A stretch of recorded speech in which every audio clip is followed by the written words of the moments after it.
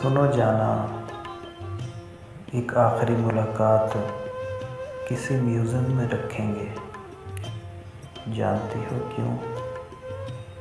ताकि वहाँ पुरानी चीज़ों को देखकर हम साथ बीते हुए पल दोहराएंगे।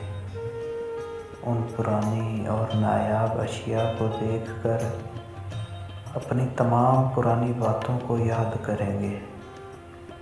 वहाँ बैठे तुम्हें बताऊंगा कि मोहब्बत ख़त्म नहीं हुई, बल्कि नापैद हो गई है। और फिर इकरार करूंगा तुमसे कि तुम्हारी मोहब्बत, तुम्हारी याद हमेशा इन नायाब अशिया की तरह हमेशा मेरे दिल की ज़ीनत रहेंगी।